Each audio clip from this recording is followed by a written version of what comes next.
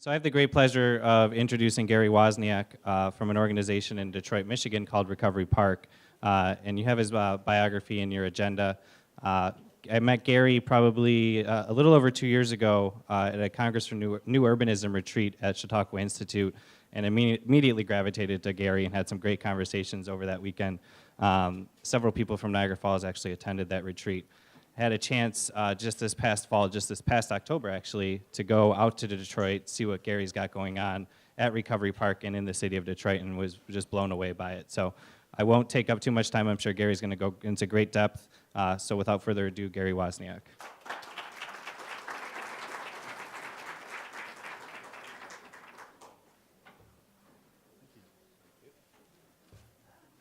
Good morning.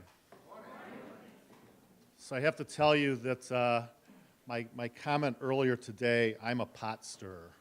So, and anybody in Detroit will tell you that I'm a very provocative person, and I like to stir a lot of pots because that's the way that you get things done, I think. So I felt really at home driving into Niagara. I came in yesterday afternoon, and I was gas station challenged, so trying to find a gas station when my tank was on empty, and it took me into some really interesting neighborhoods that reminded me a lot of Detroit. And I finally ended up at the Citgo gas station not too far from downtown, and I really felt at home because the gas pumps have the little things missing where, you know, you can keep the gas handle, the gas pumping, and you can walk away. And I'm like, is that common to all urban areas? Because, you know, it's very common in the poor neighborhoods in the city, but it's not common in the more wealthy neighborhoods out in the suburbs. And yeah, so it's just interesting. So I'm sure you've seen a lot about Detroit in the newspapers, but before I get into the city, I want to tell you a little bit about myself. So I'm a serial entrepreneur. That means I've started and run and sold a lot of businesses. I've had 7 of my own businesses, but that's not where my career started. My career started graduate from Oakland University in Rochester, Michigan, in psychology. I worked with emotionally impaired adolescents for a few years and decided that that was a great calling, just not mine. And I gravitated toward the financial world because I was really good with money, and did not realize in looking at my family that most of my family were alcoholics, and none of them were in AA or any type of program, and I swore that I would never drink, and I didn't. I gravitated to cocaine instead. That was not a good thing for me because I really found out what the disease of addiction was, so I am a recovering addict. I've been in recovery since 1987. My addiction took me to places that I didn't want to go, so in 1981 I was a young stockbroker and found out that it was easier to take money out of my clients' accounts to support my drug habit than it was to make the money myself, and I ended up in federal prison for 3.5 years, so I'm also a returning citizen. And I tell you that because it's given me a leg up to really understand barriers to employment. And even as an educated person, college degreed, with access to money and leadership abilities, I still struggle with some of those barriers sometimes, like coming across the Canadian border, okay? And them saying, oh, you've been in prison, you need to go over there to this booth, and they keep you there for 3 hours, right? Those are real struggles that people face in our communities, and we as civilized people don't realize when we put restrictions on people. In the state of Michigan, there's 1,100 laws that prevent people from actively getting into the workforce and getting jobs. Like a white-collar criminal can't get a job mopping a floor in a senior citizen complex because they're afraid that I'm going to steal money from old people. You know, and we just keep creating these laws that prevent our, you know, citizens, people that we want to actively take active part in our communities to do something positive with their lives and their families' lives, and we don't realize how much we prevent people from doing that. So that's a little bit about my history. What brought me here was in 2008, I closed my last business down. And an organization in Detroit called ShareHouse, which is a substance abuse treatment program, asked me to come on board to help revitalize them financially as an organization. I did that after about 6 months, 9 months, right-sized the organization, and they asked me to actually start to look at economic opportunities for the organization outside their normal grant making. Well, to me as a serial entrepreneur, that meant getting into for-profit businesses, yes, and tying them to clients' needs. So when I started talking with clients, and Share sees about 6,000 people per year, the biggest barrier that people faced, and Gene talked about it this morning, the biggest that people faced going back to a life of crime or going back to prison or going back to a life of substance abuse was access to a permanent job, and access to a permanent job that they could get to.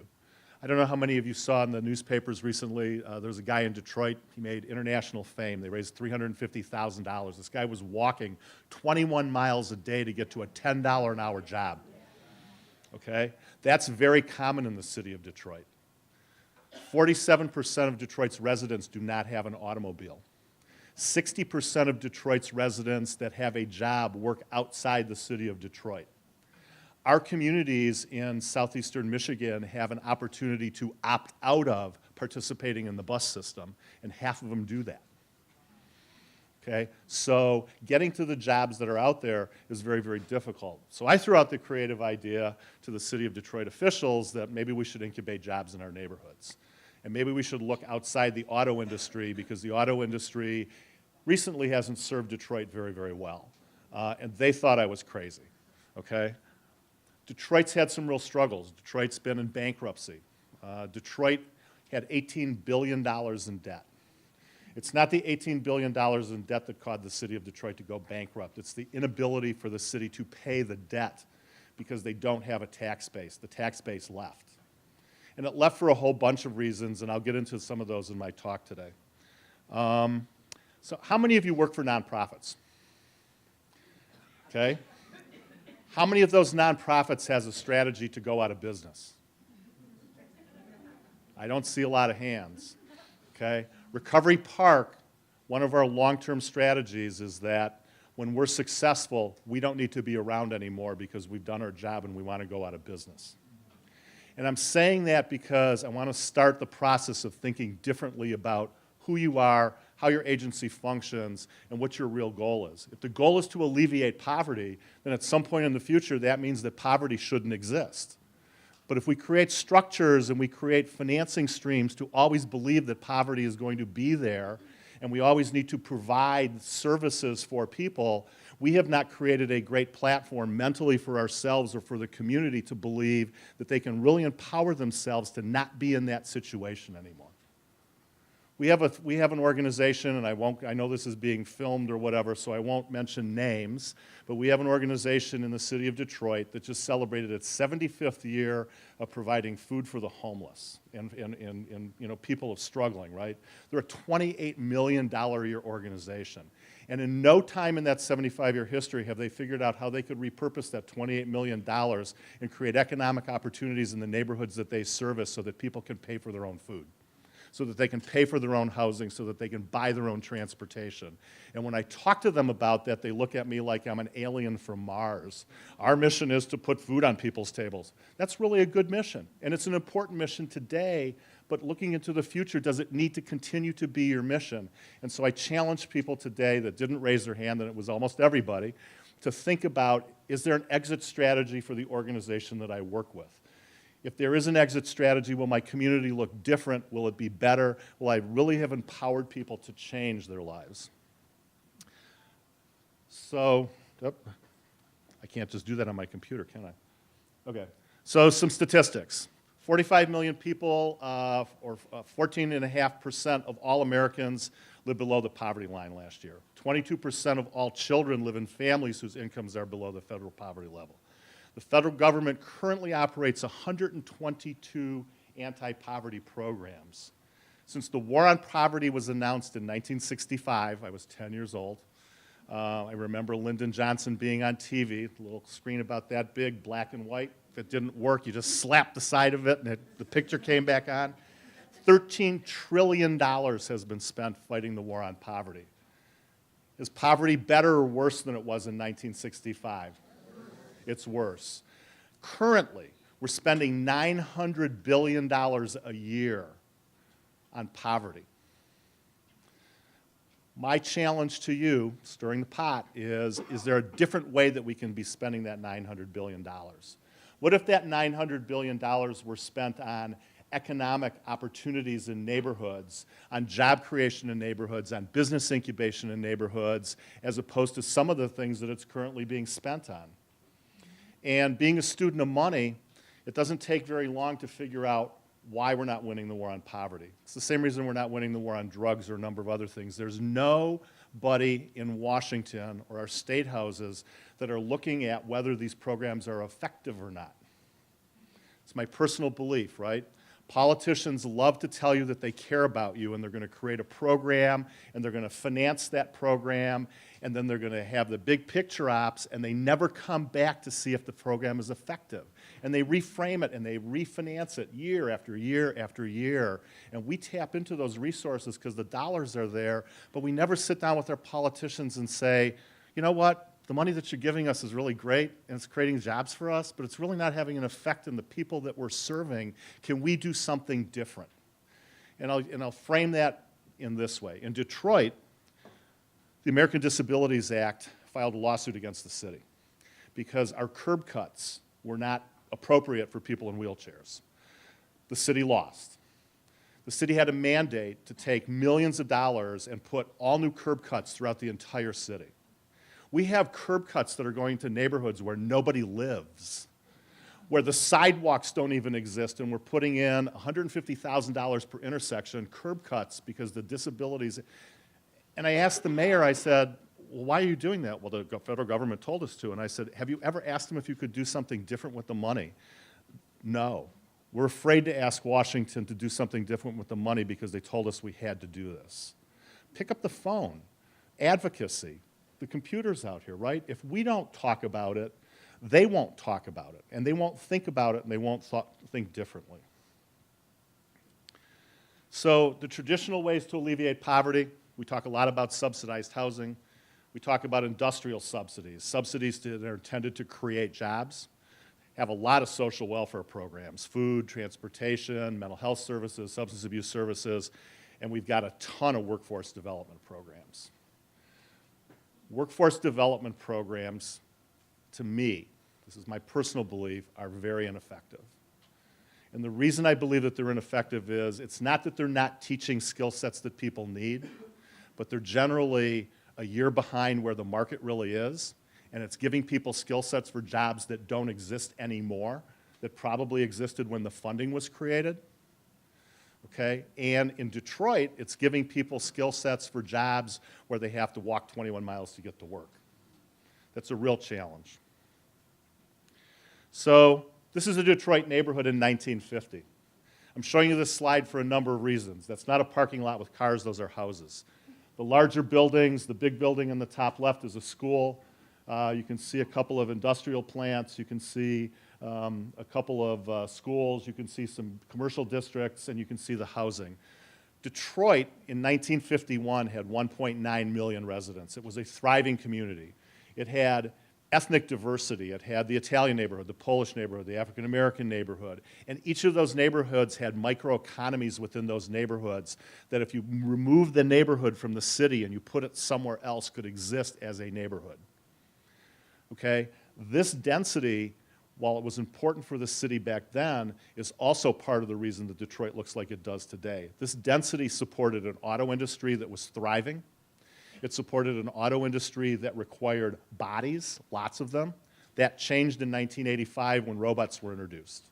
A robot does the same job as 10 people. So an auto plant that employed 28,000 people now only needs 2,800 people and pumps out 100,000 more cars per year than it did when we had that workforce. Okay? But those people in 1950, in 1960, and 1970 were making upwards of $100,000 a year and didn't even need to be able to sign their paycheck. They didn't need to be able to read. They didn't need to be able to write. And the auto industry in Detroit fostered that culture because it was a given. It was a given to me. I was the first person in my family to go to college. Okay? Everybody expected me to go to work in the auto industry. I would have been the third generation to go in the auto industry. Okay? I didn't need to go to college. I didn't need to graduate high school. You know, you're 18, go work in the auto plant. I didn't want to do that. So this is a population growth curve for the city of Detroit. At the very left is the city in 1900, we were a population of 200,000 people. Advent of the auto industry in 1907, you can see the spike. It goes from 1910 to 1920 to 1930. The population went from 200,000 to 1.6 million people. There's no other city in the United States that's ever had, before or after, that kind of growth curve. By 1951, the city reached its peak population of 1.9 million people, and then it started to taper off. And it started to taper off, and I'm going to go back to this slide, it started to taper off because of this. Because of the success of the auto industry and the people that it attracted, auto plant technology after World War II shifted. And it went from a multi-story plant on a small footprint to a large-story, one-story, large-scale plant on a large footprint, but 98% of the city was built out. There was no place in the city for them to build an auto plant. And where did they go? They went out to the rural areas, which were just outside the city of Detroit. So if you look at the population decline from the middle of the peak to 1966, the year before our riots, 400,000 people left the city of Detroit. So this is another one of those things that I want you to think about. And I'm not saying I'm right, and I'm not saying I'm wrong. The people were not leaving because of racial issues. They were leaving because the jobs were leaving, okay? And they were leaving for economic opportunity. When the plants left, the majority of people that worked in those plants were either first-generation Americans that were used to living in a very small community around where they lived and worked and worshiped, or they were migrants from the South that were also used to living in very small communities where they lived, worked, and worshiped, and they followed the jobs, and we made it real easy for them to get out there.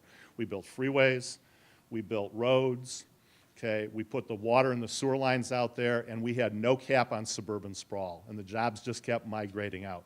Now, the riots did help depopulate the city a little more, but by 1980, there was a real trend because the wealth of the city was leaving, the middle class that worked in the auto industry were leaving, that the businesses started to leave too. So today we have a city that has lost 80% of all its economic development potential in all of its businesses.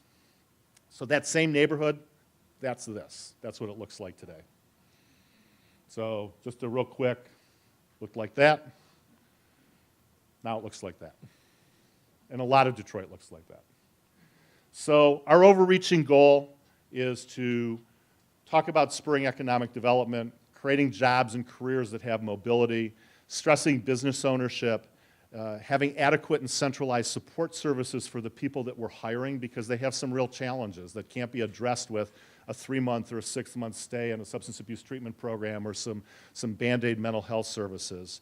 And giving people a sense of purpose and creating an economy so that in 2014 with our project, right now we have 6 employees, but by 2024, 9 years from now, we'll have 1,000 employees. So looking forward, looking back, pre-gold standard, Detroit had those thriving communities. Today, looking forward, how do you recreate those thriving communities? Jean talked about it in the neighborhood that she's doing with it, okay? She's creating economic diversity, she's creating cultural diversity, she's creating housing diversity, and those are the things that made Detroit thrive for a very long period of time. So our strategy is very intentional, it's very strategic. Every community is different, so there's going to be different conversations that need to happen in Niagara versus Detroit. We have to assess underutilized assets. So in Detroit, it's land, it's built infrastructure, it's access to water, and also triple bottom line. So I am new to triple bottom line. I'm a capitalist at heart, right?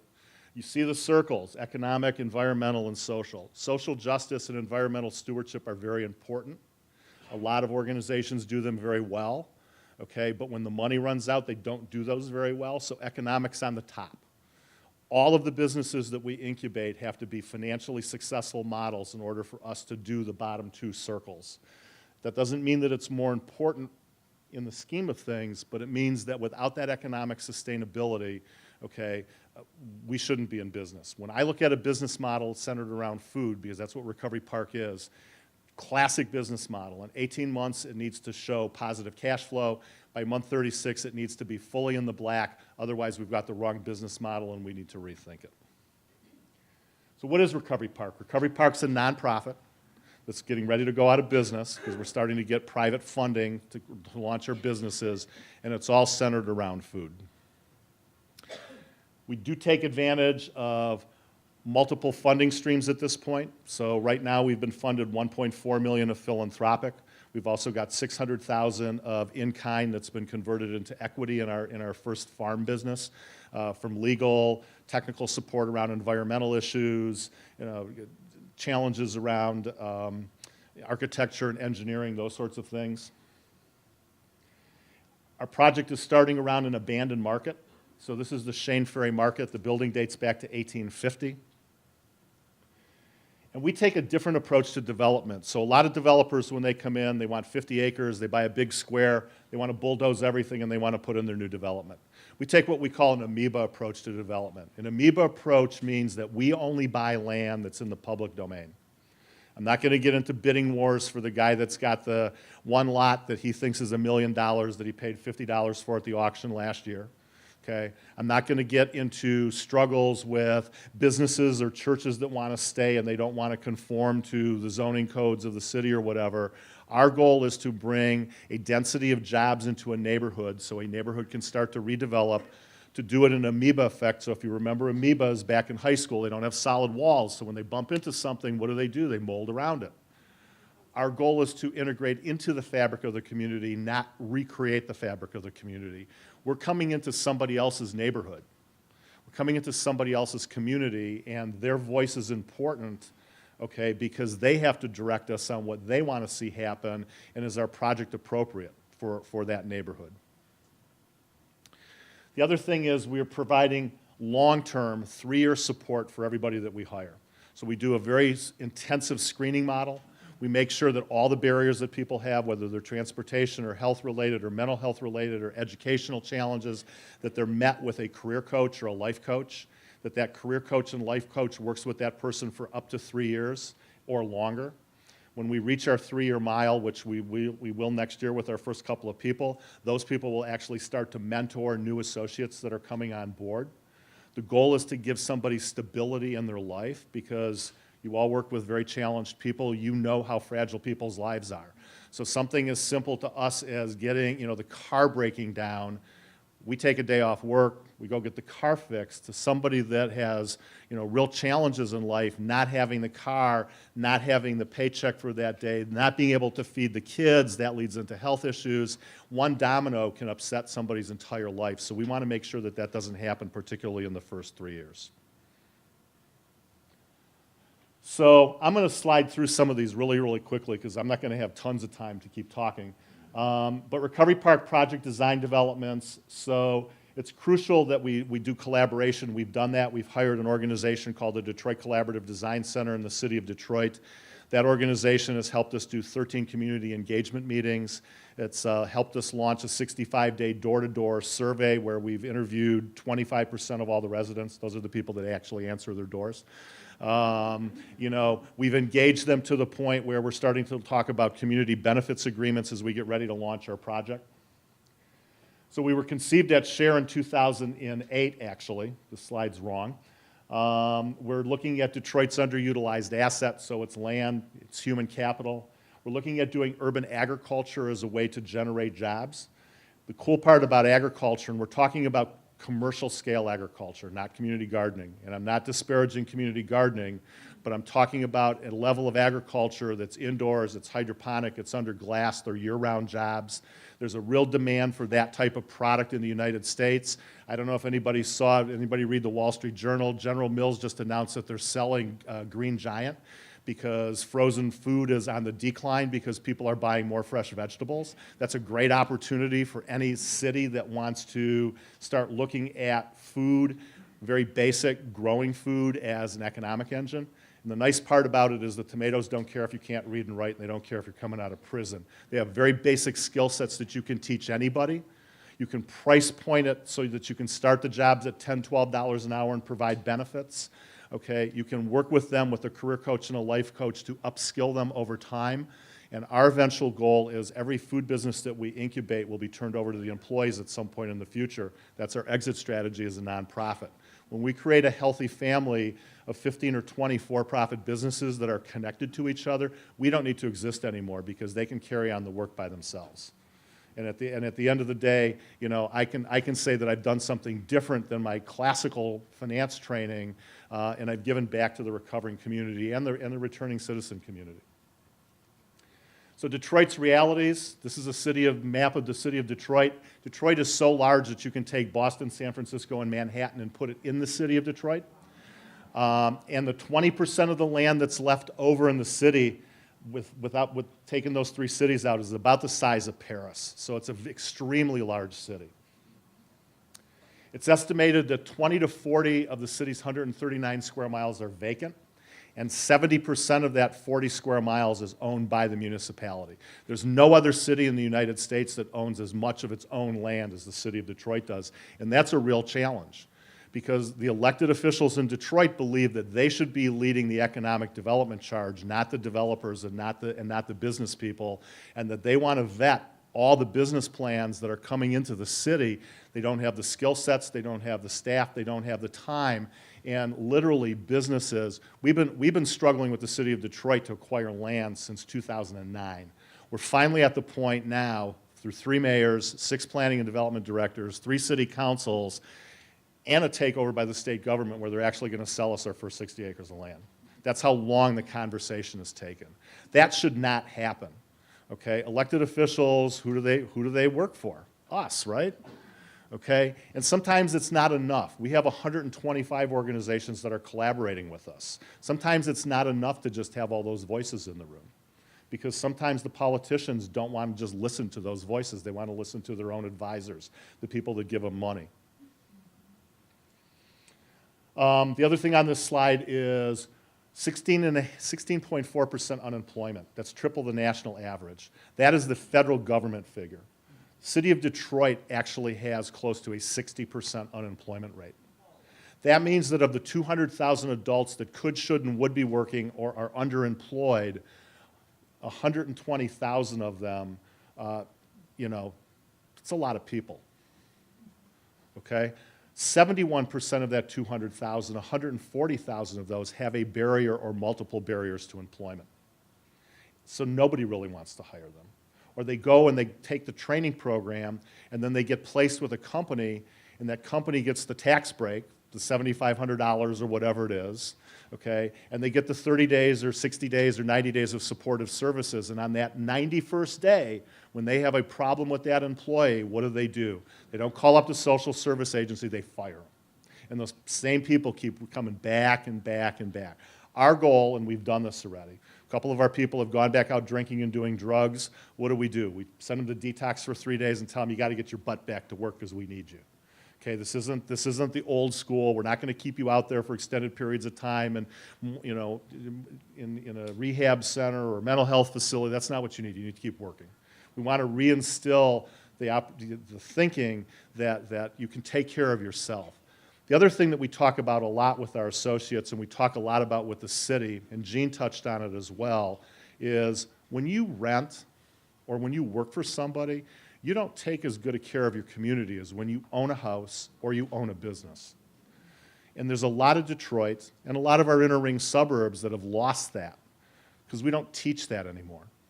We teach that renting is okay, that if the state's paying for our rent, it doesn't matter how we treat the property.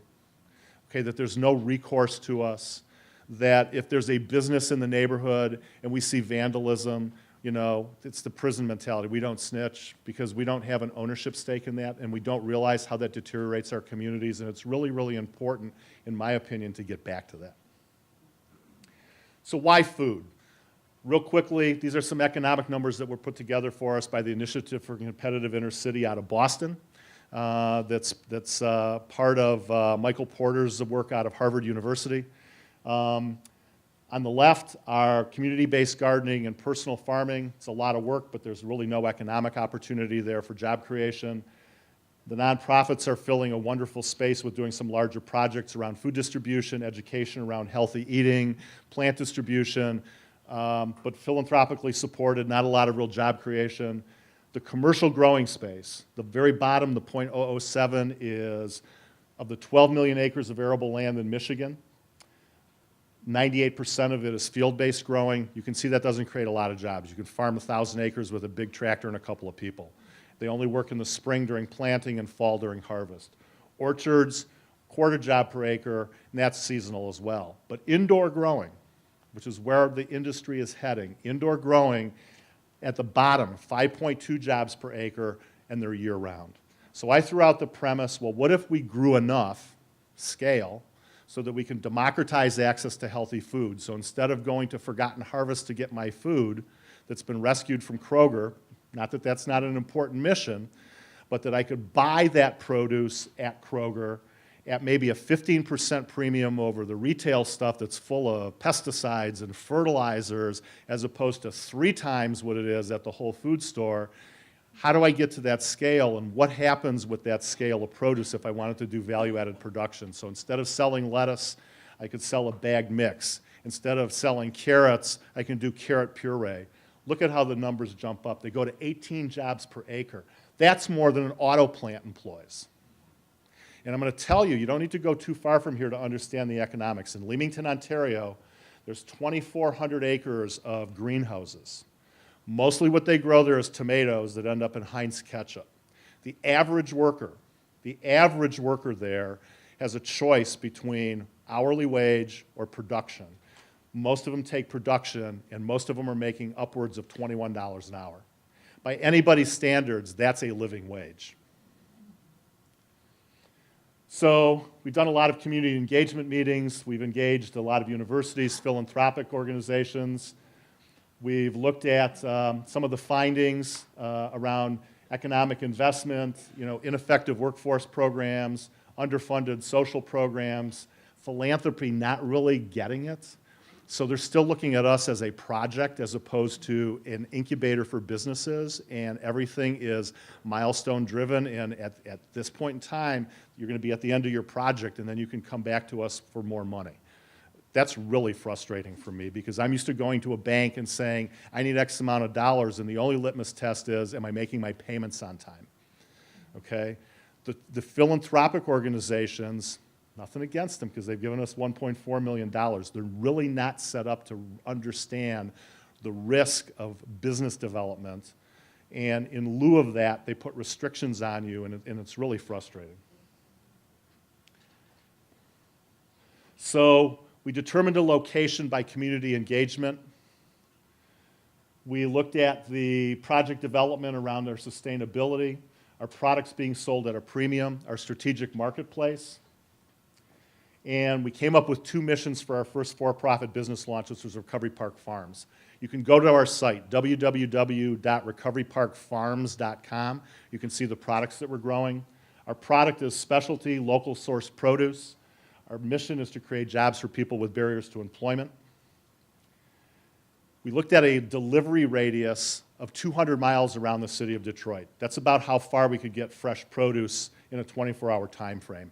That 200-mile radius has 65 million people living in it.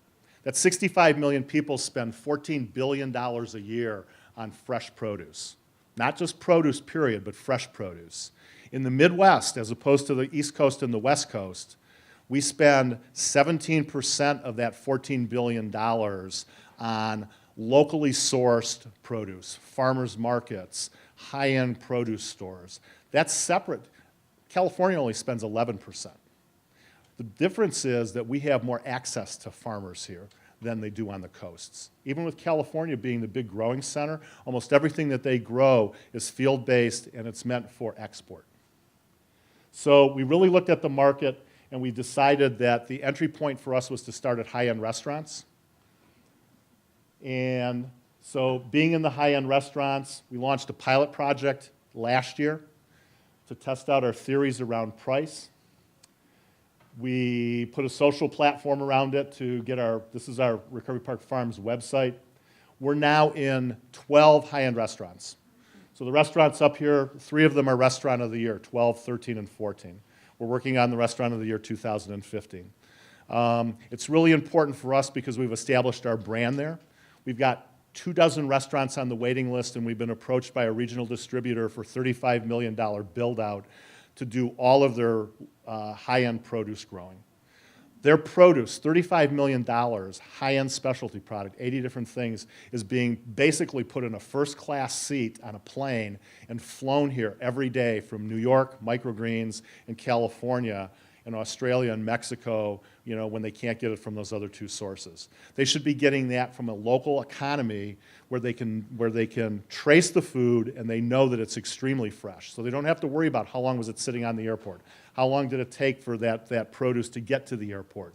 You know, because restaurants really suffer in that space from shrinkage or how much they have to throw away.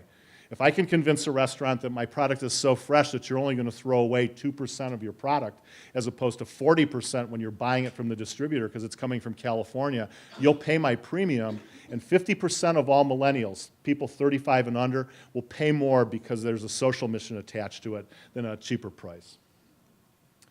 So that's what this slide talks about.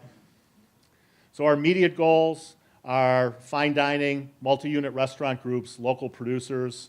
We're doing hydroponic glass greenhouses. We're doing some season extension high tunnels. We're eventually going to do some field-based growing. That's going to give us a suite of about 80 different vegetables, almost everything that you would normally buy.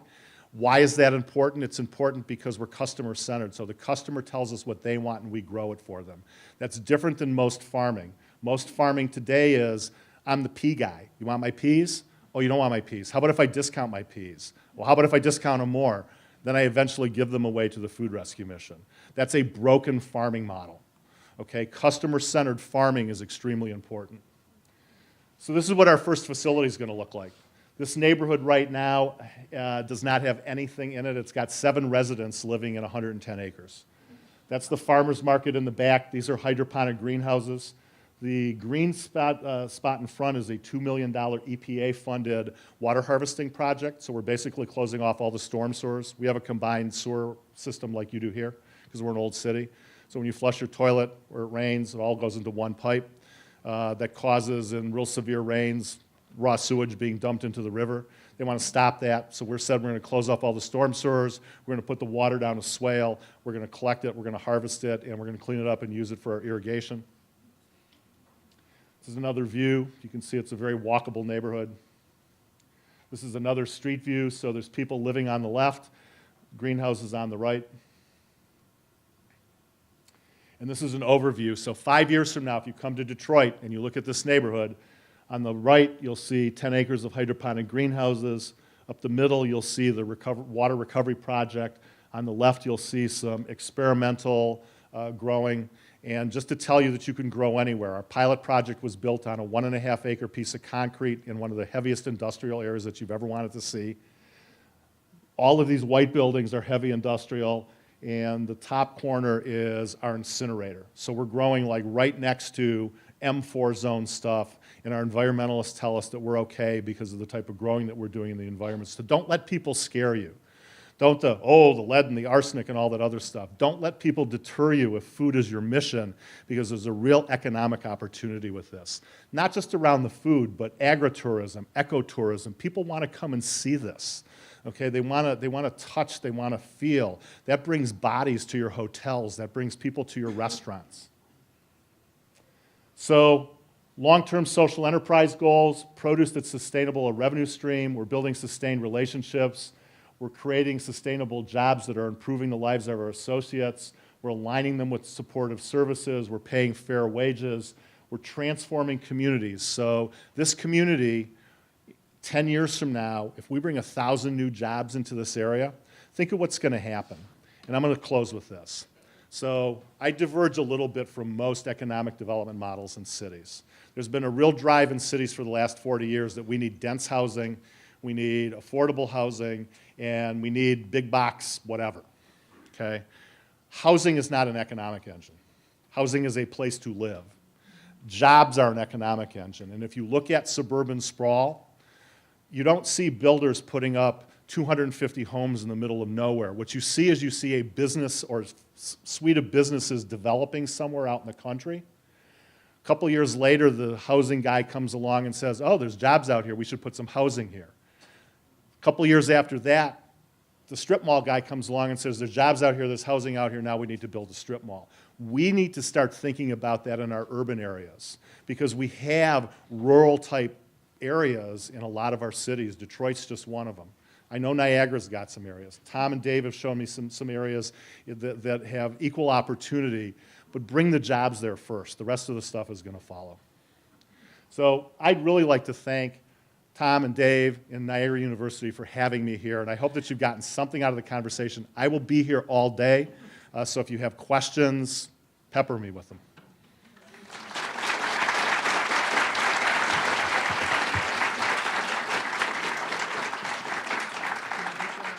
Yeah. Question for Gary? Do I want to move to Niagara Falls? Actually, I got Gene coming, so we'll get Gary and. so actually, if the city of Detroit does not move in the next 6 to 9 months, and we get our land deal closed, probably not going to have an opportunity to launch our project there, and absolutely. Yeah, in the middle? One of the reasons that Detroit, with all that extra land that they're not using, why are they putting those barriers and not allowing them to build? Because the politicians are my age, 60, and they believe that Detroit, so our mayor got elected as a write-in candidate. Amazing, 70% of the vote, white mayor, predominantly African-American city. He made his #1 promise bringing people back to the city of Detroit. So he says, in 4 years, I want you to judge me on how many people have moved back to the city. This is a city that can't pick up its trash on time, that EMS is triple the national average, that street lighting is back in the Stone Ages, okay, and they're trying to bring bodies back. And I go back, and I talked to the mayor. I said, Aristotle said in 340 BC that a great city is not to be confused with a populous city. You create a quality of life for your citizens that are here. Forget about people moving here. Once the citizens that are here that could still leave, that are still leaving, think that it's a great city, people will follow. But if your mission is to bring bodies there, then what do? You create opportunities for bodies to come. Housing and restaurants. There's a big push in the city of Detroit right now along Woodward Avenue, which is our big main spine corridor, because they're putting in a $110 million light rail line to bring dense housing and restaurants lining that corridor. I think it's great. I moved into the city in 1979 to see that happen, but I know that that's going to be a failed policy because there aren't real jobs there. I don't know if that answers your question.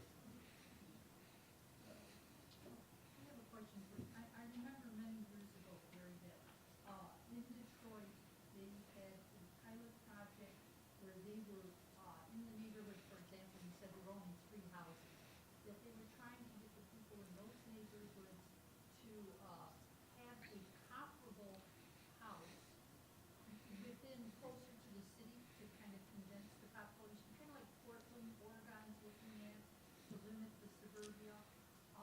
Now, with your plan, you mentioned that in this area where you're building the hydroponic, they had 3 houses Right. left. Now, is that an attribute, maybe maintaining that, even though it's very expensive to like plow and keep the roads? So I don't want the people to move.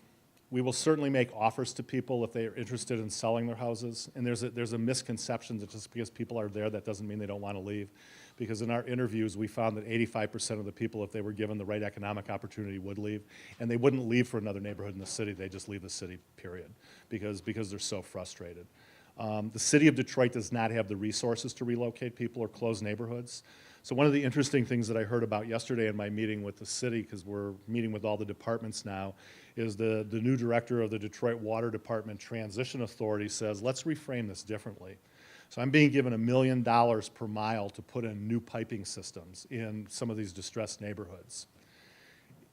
Is that a wise spending of the $1 million? If there's 7 people living in that neighborhood, give each of those people $100,000 each so they can move, okay, put them in a different neighborhood, leave the infrastructure alone, and that's $300,000 in our pocket that we don't have to spend, okay? And as the neighborhood redevelops, if it ever does, it's probably going to take a new type of infrastructure, and at that point we can assess that. So it's a different way of thinking about how the money's being spent. Does that answer your question? Yes. Okay.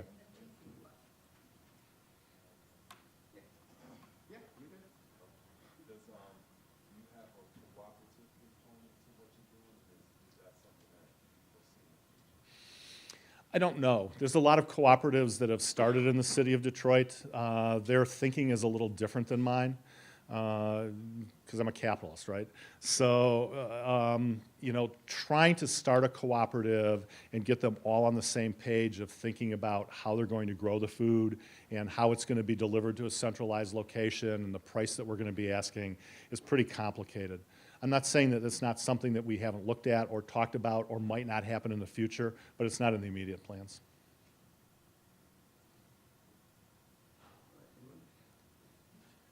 Christine? Can I ask you another question? That's okay. I'm very interested in the program that you have for hiring people who have been incarcerated. That's a problem in our area too. There's very few places that hiring them.